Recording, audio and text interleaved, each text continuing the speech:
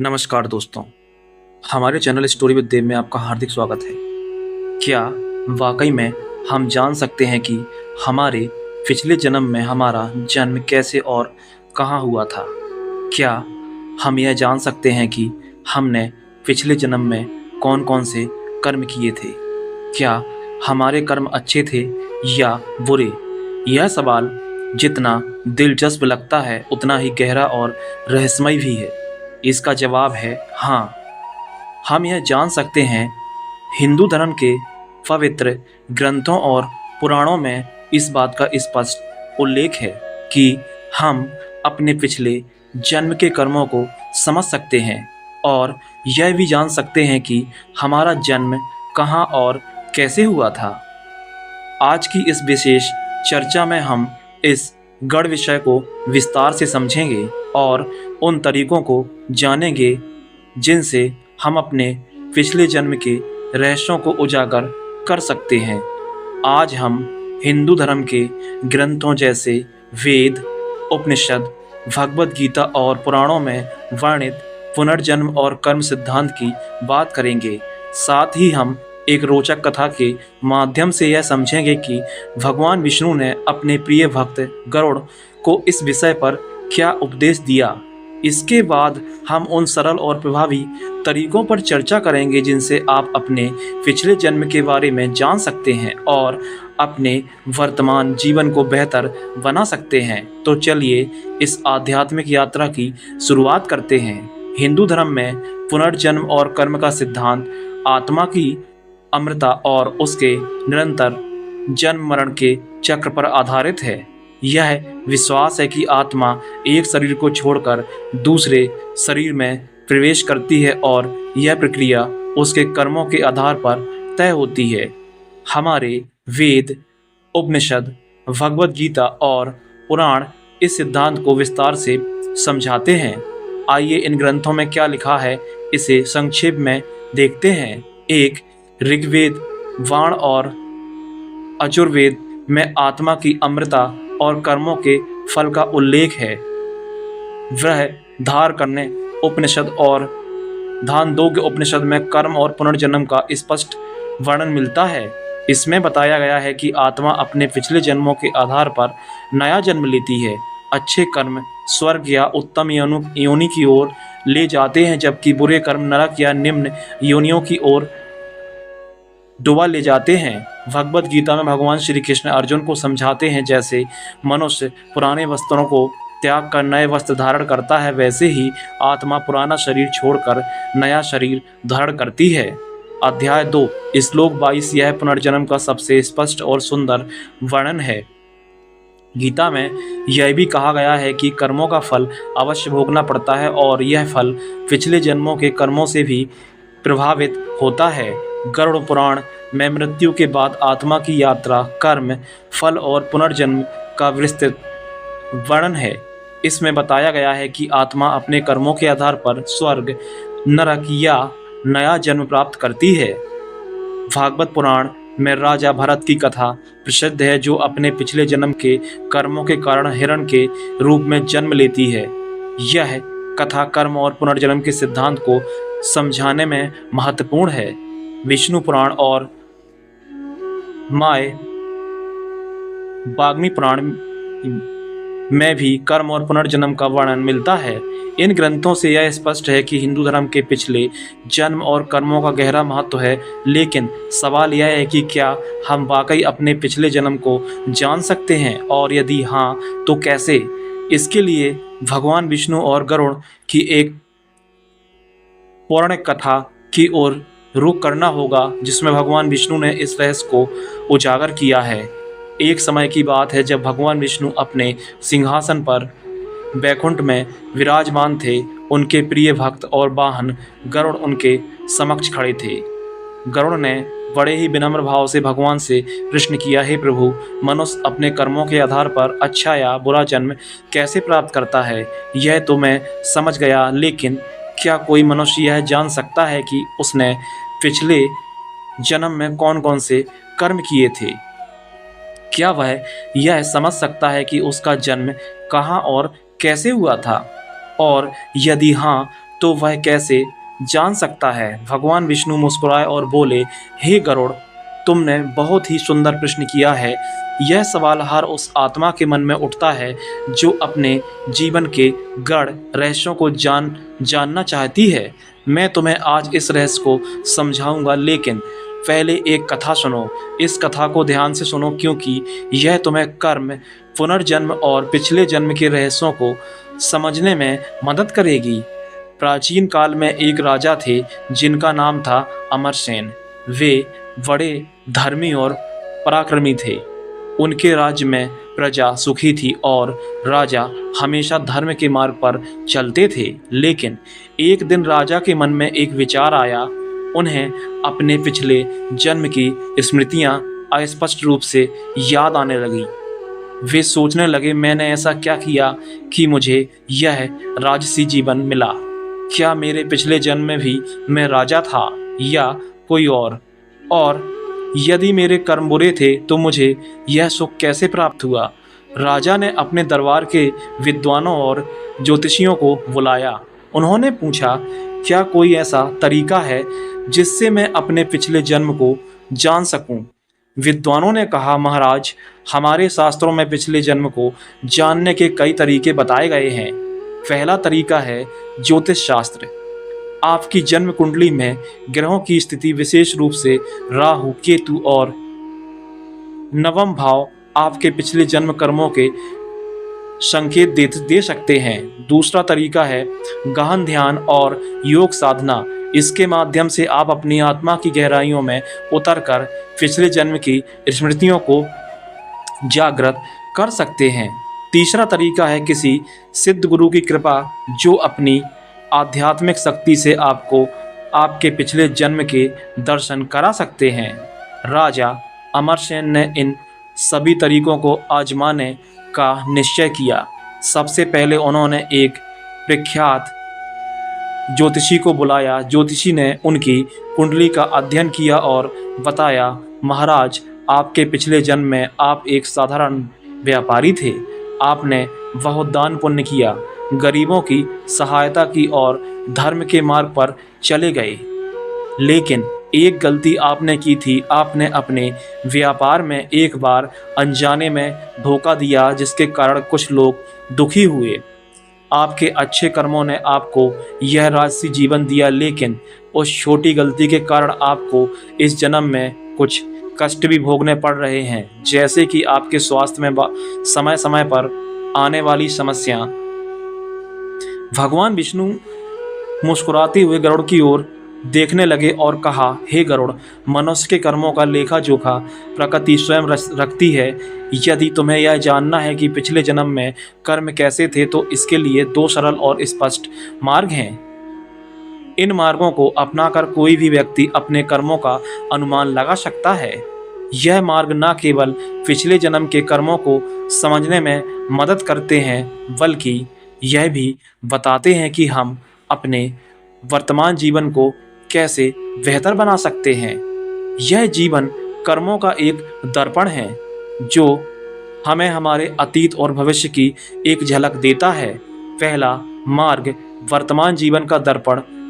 पहला मार्ग यह है कि आप अपने वर्तमान जीवन को ध्यान से देखें। आपके जीवन में कितना सुख है, कितना दुख है, कितनी बीमारियां हैं आपको घेरे हुए हैं, कितनी परेशानियां हैं आपके सामने आ रही हैं। क्या आपका जीवन कष्टों से भरा हुआ है या आप सुख और शांति में जी रहे हैं? शास्त्रों और पुराणों में यह स्पष्ट रूप से लिखा है कि हमारा वर्तमान जीवन हमारे पिछले जन्म के कर्मों का ही फल है। यदि आपका वर्तमान जीवन दुख, रोग और परेशानियों से भरा हुआ है, तो यह इस बात का संकेत है कि आपके पिछले जन्म के कर्म शायद उतने शुभ नहीं थे। शास्त्रों में कहा गया है कि कर्मों का फल हमें अवश्य भोगना पड़ता है। यह प्रकृति का नियम है, जिसे कोई भी बदल नहीं सकता। जैसे एक किसान जो बीज बोता है, वैसा ही फल पाता है। यदि उसने अच्छे बीज बोए तो उसे अच्छी फसल मिलेगी, लेकिन अगर उसने खराब बीज बोए तो फसल भी खराब मिलेगी। ठीक उसी तरह हमारे कर्म बीज हैं और हमारा जीवन उसकी फसल है। यदि आप आज कष्ट भोग रहे हैं तो यह आपके पिछले जन्म के कर्मों का परिणाम हो सकता है। उदाहरण के लिए, यदि कोई व्यक्ति बार बार बीमार पड़ता है, आर्थिक तंगी से जूझ रहा है या रिश्तों में बार बार असफलता मिल रही है, तो यह संभव है कि उसने पिछले जन्म में कुछ ऐसे कर्म किए हों जिनका फल उसे अब भोगना पड़ रहा है। शास्त्र कहते हैं, जैसी करनी वैसी भरनी। यह नियम अटल है, लेकिन इसका यह मतलब नहीं कि हमें निराश हो जाना चाहिए। वर्तमान जीवन हमें एक अवसर अवश्य देता है कि हम अपने कर्मों को सुधारें और भविष्य को बेहतर बनाएं। दूसरा मार्ग, वर्तमान कर्मों का विश्लेषण। दूसरा मार्ग और भी रोचक और गहरा है। भगवान विष्णु ने गरुड़ से कहा, हे गरुड़, यदि तुम पिछले जन्म के कर्मों को समझना चाहते हो तो अपने वर्तमान जीवन के कर्मों को देखो। यह सुनने में सरल लगता है, लेकिन इसका अर्थ बहुत गहरा है। हमारे वर्तमान कर्म हमारे पिछले जन्म के कर्मों का एक प्रतिबिंब हो सकते हैं। यदि हम अपने वर्तमान जीवन में किए जा रहे कर्मों का विश्लेषण करें तो हमें यह समझ में आ सकता है कि हमारी प्रवृत्तियां और आदतें कैसी हैं। उदाहरण के तौर पर, यदि आप अपने होश में चेतन अवस्था में जानबूझकर गलत कार्य करते हैं, जैसे किसी को धोखा देना, किसी का दिल दुखाना, किसी का पैसा हड़प लेना, किसी कमज़ोर को सताना या किसी को गाली देना, तो यह दर्शाता है कि आपकी प्रवृत्ति में कुछ कमी है। यदि आप चेतन अवस्था में, जब आपको सब कुछ समझ में आ रहा है, फिर भी गलत कार्य करते हैं, तो सोचिए, जब आप पिछले जन्म में थे और यह जीवन आपको याद नहीं है, तब आपने क्या क्या किया होगा। हमारी आत्मा एक यात्रा पर है जो कई जन्मों से चली आ रही है। हर जन्म में हमारी प्रवृत्तियां और आदतें हमारे साथ चलती हैं। यदि आप इस जन्म में क्रोधी हैं, लालची हैं या दूसरों को दुख देने की आदत रखते हैं, तो संभव है कि पिछले जन्म में भी आपने ऐसी ही प्रवृत्तियां दिखाई हों। यह दूसरा मार्ग हमें यह समझने में मदद करता है कि हमारी आत्मा की प्रकृति क्या है। यदि आप अपने वर्तमान कर्मों को सुधार लें तो न केवल आपका यह जीवन बेहतर होगा, बल्कि आपका अगला जन्म भी सुखमय हो सकता है। कर्मों का घड़ा, सुख और दुख का हिसाब जीवन को एक घड़े के रूप में समझा जा सकता है। हमारे अच्छे कर्म एक घड़े में जमा होते हैं और बुरे कर्म दूसरे घड़े में। जब तक अच्छे कर्मों का घड़ा भरा रहता है, तब तक हमारा जीवन सुखमय रहता है, लेकिन जैसे ही यह घड़ा खाली होता है और बुरे कर्मों का घड़ा प्रभावी होने लगता है, प्रकृति बहुत धैर्यवान है। वह इंतज़ार करती है कि कब आपके अच्छे कर्मों का फल समाप्त हो और फिर बुरे कर्मों का हिसाब शुरू होता है। मान लीजिए कोई व्यक्ति 70 साल तक सुखी जीवन जीता है, उसे कोई बीमारी नहीं है, कोई आर्थिक परेशानी नहीं है और रिश्तों में भी कोई दुख नहीं। वह सोचता है कि उसका जीवन बहुत अच्छा है, लेकिन मान लीजिए कि 70 साल की उम्र में उसके अच्छे कर्मों का घड़ा खाली हो जाता है। अब अगर वह 71वें साल में प्रवेश करता है तो उसके बुरे कर्मों का फल शुरू हो सकता है, लेकिन अगर वह 70 साल की उम्र में मर जाता है तो क्या होगा? क्या वह बुरे कर्मों के फल से बच जाएगा? नहीं, प्रकृति का नियम ऐसा नहीं है। अगले जन्म में वह उन बुरे कर्मों का फल भोगेगा। कभी कभी लोग कहते हैं कि मैं तो अभी बच्चा हूँ, मेरे साथ इतनी परेशानियाँ क्यों हैं? इसका जवाब यह है कि यह परेशानियाँ आपके पिछले जन्मों के कर्मों का फल हो सकती है। प्रकृति कभी भेदभाव नहीं करती, वह केवल आपके कर्मों का ही हिसाब रखती है। एक बच्चा जो फ्लाईओवर के नीचे भूखा तड़प रहा है और दूसरा बच्चा जो किसी अमीर घराने में जन्म लेता है, यह अंतर उनके कर्मों का परिणाम है। ईश्वर भेदभाव नहीं करता, यह हमारे कर्म ही हैं जो हमें सुख या दुख देते हैं। कर्मों का सुधार बेहतर भविष्य की कुंजी है। यह समझना महत्वपूर्ण है कि कर्मों का नियम हमें निराश करने के लिए नहीं है, बल्कि हमें प्रेरित करने के लिए है। यदि आप अपने वर्तमान जीवन में अच्छे कर्म करते हैं, जैसे दूसरों की मदद करना, सत्य बोलना, दया और करुणा दिखाना, तो आप अपने भविष्य को बेहतर बना सकते हैं। शास्त्रों में कहा गया है कि अच्छे कर्मों का फल अवश्य मिलता है। यदि आप आज अच्छे कार्य करते हैं तो आपका अगला जन्म सुखमय होगा। उदाहरण के लिए, यदि आप किसी भूखे को भोजन देते हैं, किसी दुखी व्यक्ति को सांत्वना देते हैं या किसी कमज़ोर की सहायता करते हैं, तो यह कार्य आपके अच्छे कर्मों के घड़े को भरता है। यह घड़ा जितना भरेगा उतना ही आपका जीवन सुख और शांति से भरा रहेगा। इसके विपरीत, यदि आप दूसरों को दुख देते हैं, धोखा देते हैं या क्रोध और लालच में फंसा देते हैं, तो आप अपने बुरे कर्मों के घड़े को भर रहे हैं, जिसका फल आपको भविष्य में भोगना पड़ेगा। प्रकृति का नियम बहुत स्पष्ट है, जैसा आप करोगे वैसा ही आपको मिलेगा। यह नियम ना तो पक्षपात करता है, ना ही किसी को विशेष छूट देता है। चाहे आप अमीर हो, गरीब हो, बड़े हो या छोटे हो, प्रकृति आपके कर्मों के आधार पर ही आपको फल देती है। शास्त्रों में कहा गया है, कर्मण्डे वासिधा कारस्ते माँ फलेषु कदाचित, अर्थात तुम्हें केवल कर्म करने का अधिकार है, फल की चिंता मत करो। लेकिन इसका मतलब यह नहीं कि फल मिलेगा ही नहीं, फल अवश्य मिलेगा और यह आपके कर्मों के अनुरूप होगा। इसलिए हमें अपने कर्मों को शानदार बनाना चाहिए। हर दिन एक नया अवसर है अपने जीवन को बेहतर बनाने का। यदि आप अपने वर्तमान कर्मों को सुधार लेते हैं तो आप न केवल इस जन्म को सुखमय बना सकते हैं, बल्कि अपने अगले जन्म को भी शानदार बना सकते हैं। अंत में भगवान विष्णु ने गरुड़ से कहा, हे गरुड़, कर्म ही मनुष्य का सच्चा साथी है। यह ना कभी धोखा देता है, ना कभी छोड़ता है। मनुष्य को चाहिए कि वह अपने कर्मों को शुद्ध और शानदार बनाए, ताकि उसका जीवन सुख और शांति से भरा रहे।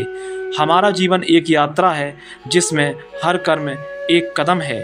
यदि हम सही दिशा में कदम उठाते हैं तो हमारा गंतव्य सुखमय होगा, लेकिन यदि हम गलत रास्ते पर चलते हैं तो हमें दुख और कष्ट भोगने पड़ सकते हैं। इसलिए अपने कर्मों को सुधारें, दूसरों के लिए अच्छा करें और प्रकृति के नियम के साथ सामंजस्य बिठाएं। यही जीवन का सच्चा रहस्य है। यह सुनकर राजा को आश्चर्य हुआ। उन्होंने फिर एक योगी की शरण ली और गहन ध्यान शुरू किया। कई महीनों की साधना के बाद राजा को अपने पिछले जन्म के कुछ दृश्य दिखाई देने लगे। उन्होंने देखा कि वे एक छोटे से गांव में एक व्यापारी के रूप में रहते थे। उन्होंने गरीबों को भोजन बांटा, मंदिर बनवाए, लेकिन एक बार अनजाने में एक गलत सौदा कर दिया, जिससे कुछ लोगों को नुकसान हुआ। इस स्मृति ने राजा को अपने वर्तमान जीवन के कष्टों का कारण समझने में मदद की। दोस्तों, वीडियो को अंत तक देखें। अंत में राजा ने एक सिद्ध गुरु की शरण ली। गुरु ने अपनी आध्यात्मिक शक्ति से राजा को उसके पिछले जन्म के पूर्ण दर्शन कराए। राजा ने देखा कि उन कर्मों का लेखा जोखा यमलोक में रखा गया है और उनके अच्छे कर्मों का घड़ा अभी भरा हुआ है, जिसके कारण उन्हें यह राजसी जीवन मिला है। लेकिन गुरु ने यह भी चेतावनी दी, हे राजा, अब तुम्हें अपने वर्तमान कर्मों पर ध्यान देना होगा। यदि तुम अब भी धर्म के मार्ग पर चलोगे तो अगला जन्म भी तुम्हें उत्तम ही मिलेगा। लेकिन यदि तुम अहंकार, लोभ या द्वेष में पड़ गए तो अगले जन्म में तुम्हें कष्ट भोगना पड़ सकता है। भगवान विष्णु ने गरुड़ से कहा, हे गरुड़ राजा, अमरसेन की कथा से यह समझो कि पिछले जन्म को जानना संभव है, लेकिन उससे भी महत्वपूर्ण है अपने वर्तमान कर्मों को शुद्ध करना। मनुष्य अपने पिछले जन्म को ज्योतिष, ध्यान और सिद्ध गुरु की कृपा से जान सकता है, लेकिन सच्चा ज्ञान यह है कि तुम अपने वर्तमान जीवन को देखकर अपने पिछले कर्मों का अनुमान लगा सकते हो। दोस्तों, वीडियो को पूरा देखने के लिए हृदय से धन्यवाद और चैनल स्टोरी विद देव को सब्सक्राइब ज़रूर करें। धन्यवाद।